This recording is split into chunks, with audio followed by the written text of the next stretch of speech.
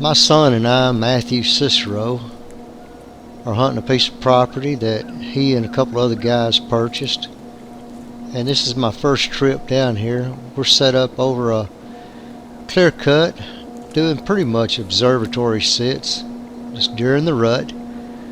This little buck's grunting and sniffing around, looking for a doe, and I guess he's a little bit curious about what my son is up there in that tree stand, but him being young and dumb, he can't quite figure it out. And it's just interesting to watch these deer and how they react. Some react curiously and some just blow out. You can hear him grunting there in the background. He's just steady grunting away. This little buck ends up down there where I'm at, about 300 yards away eventually. He's heading my way now. I guess he was going to walk that trail, but he saw Matthew in the stand, decided to take an alternate route.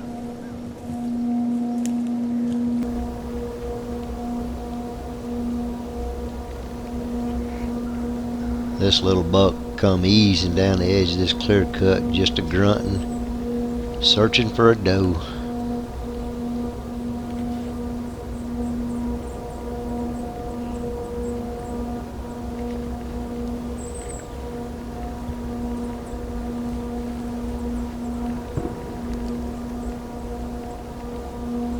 They grunt pretty soft.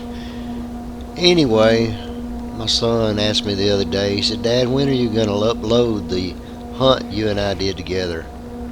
I said, "I already did. It's on the channel." He said, "No, sir, it's not. I've looked all over for it. I haven't been able to see it." So he and I went on the YouTube channel and searched for it, and sure enough, he was right.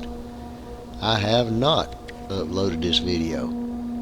So, here it is.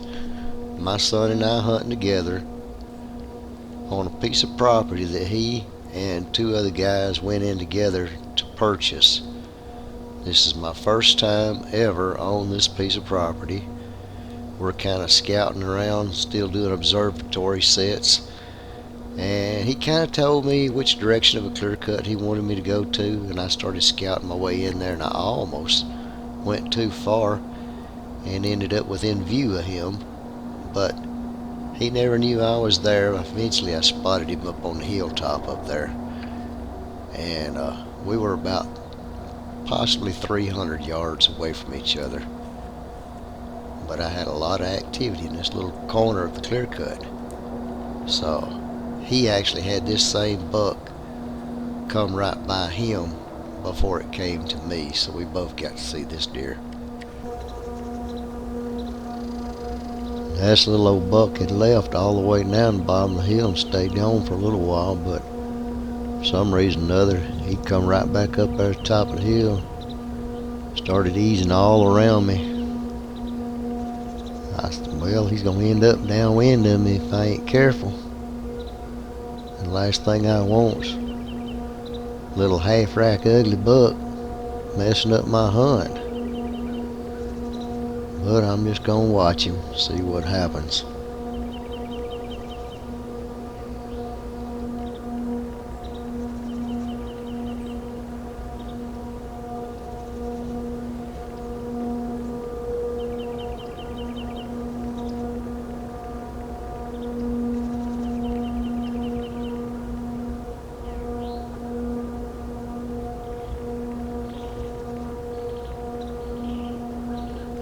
This little buck looked like he was feeding on something, so I got my binoculars up and took a good look at him. Realized he was smelling where I walked.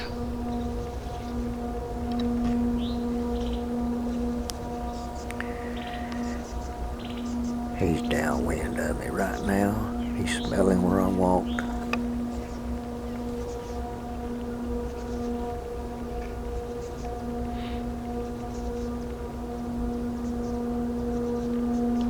Now, although he is dead downwind of me, I believe I'm high enough up in the tree that he's not catching my scent.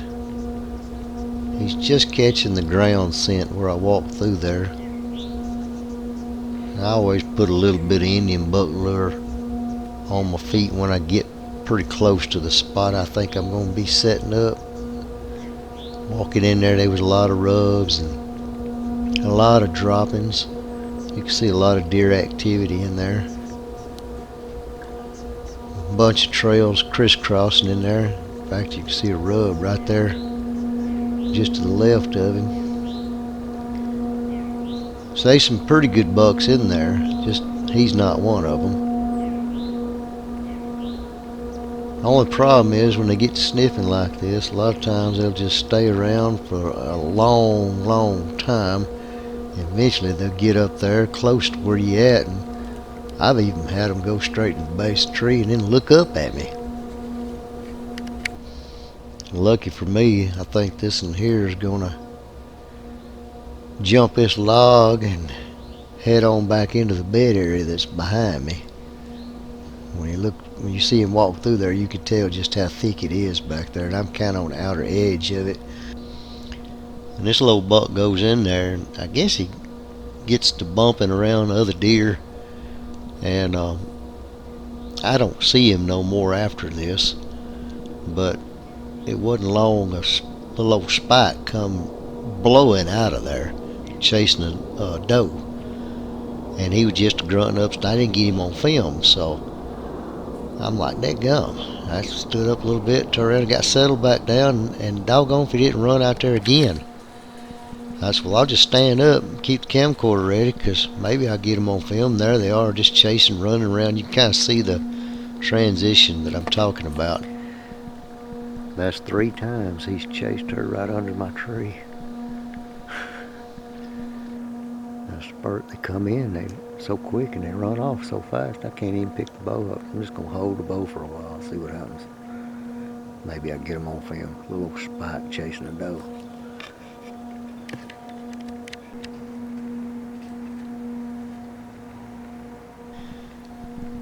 He eventually chased that doe all out into that clear cut, and I'm thinking she's either in heat or coming real close to being into heat, because well, that was 2 bucks that went her direction, and he's pretty feisty, although he is just a spike.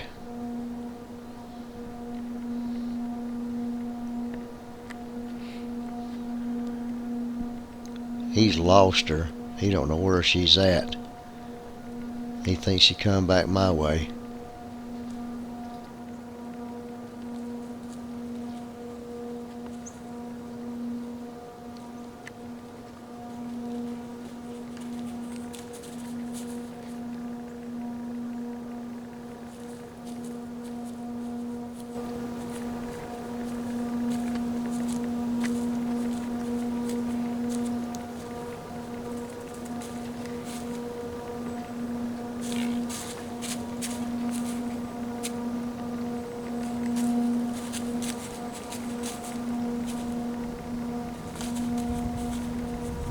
That's actually a mock scrape I made.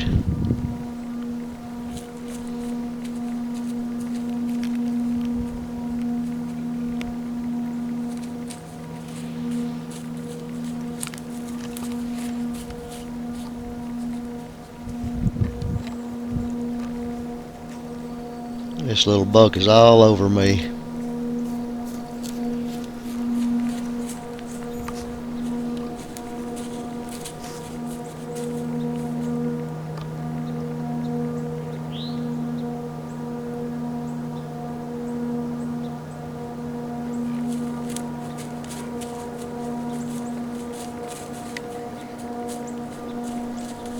It's pretty fun to watch them when they're like this, especially if you kind of got a lot of activity around you.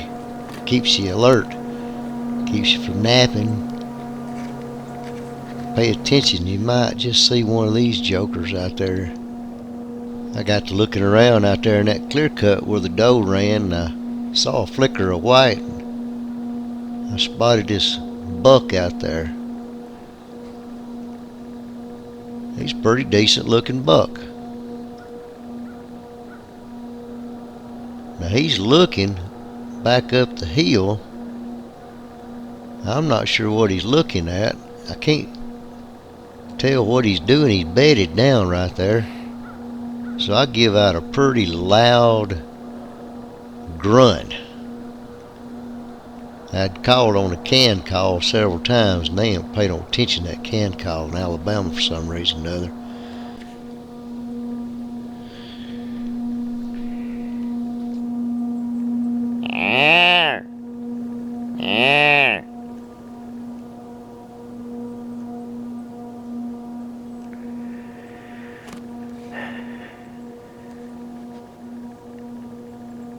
That buck's bedded on the other side of that clear cut. There's two of them over there. Two bucks over there. I hit the can call multiple times.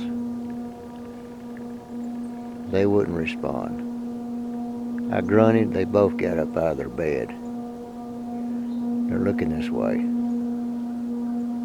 Pretty interesting crap right there.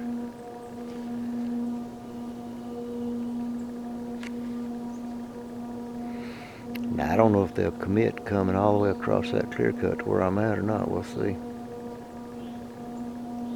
But they both stood up out of their bed. And they're looking this way.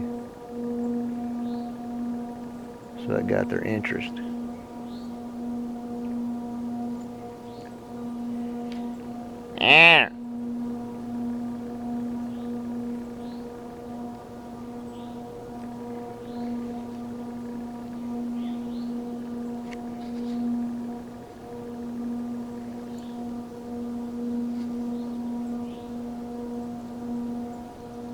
Crazy.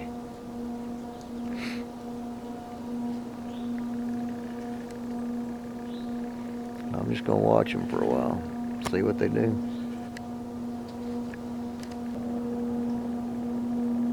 I called my son on the cell phone. I told him about this buck and doe locked down. They actually got up and moved a little bit, but relocated.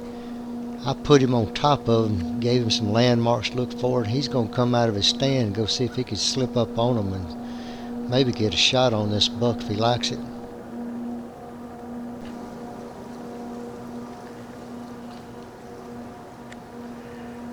That buck and that doe literally bedded on the other side of that brush pile that he's standing next to. And I've not seen him get up and run. He's worked his way around there. He's right dead on top of them right now. The last time I saw that buck, look, he laid down right behind that brush top. Unless he got up when I wasn't looking and he walked down that drainage, which I wouldn't be able to see him down there, Matthew is standing on top of him right now.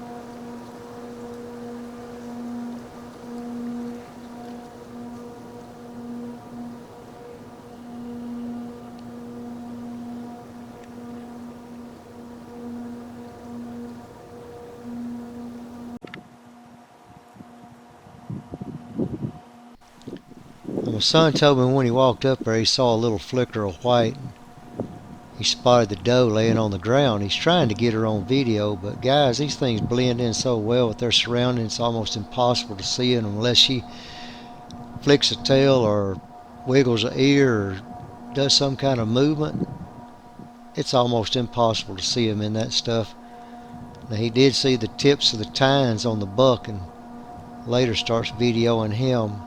The buck's on the other side of this little brush pile. Look in the top left corner and you'll see his antlers right there. Just on the other side of the brush pile. Deer stands up. You'll be able to see him better. Now, I told my son that this buck was a legal buck by their rules. They say anything outside the ears is pretty much shooter buck. And he looks this little deer over and decides it's just not big enough for him to shoot. He decided to pass on it, which is wonderful because this actually is a pretty young deer and he might make something one day if they just leave him alone. So I thought that was a pretty good judgment call on his part. And straight on the other side, almost dead in line, is my tree stand in that wood line, just in the wood line there. I kept looking up in that tree to see if I could see myself in it, but I never could pick me out, so I'm hid up there pretty good. But he keyed right in on this exact brush pile, was able to slip up on these deer, and they just don't know he's there. And he doesn't have a whole lot of cover around him, but he moved really slow. And you see you got a lot of wind activity, so if you move slow, you can kind of get by with a lot of things. If they ever spot you, they silhouette you, it's pretty much over. I don't know what the deer's angle is looking back at him, if he's got anything behind him as far as brush, but from my angle, it looks like he is skylit.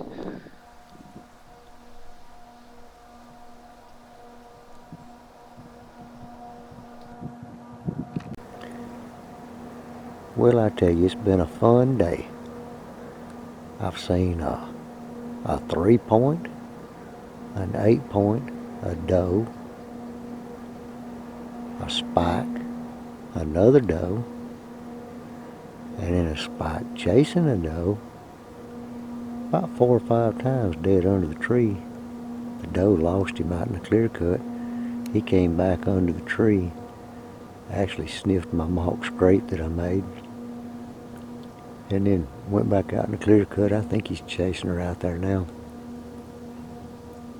Been a fun hunt. My boy I watched that 8-point bed down. Told my boy, son Matthew's up there on the hilltop. I said, walk out there and see if you can see that buck. Told him where it was bedded. He snuck up on it within about 20-25 yards of it. Took a picture of it with his cell phone. Says he thinks he might have got some video footage of it too. So he just saw the antlers there in the high grass. Watched it for a long time. I tried calling him on the cell phone, telling him, hey dude, you're standing on top of the buck, but he wouldn't answer the phone, so I figured he must have been on him. And I went out there and jumped the buck and the doe. Been a fun day.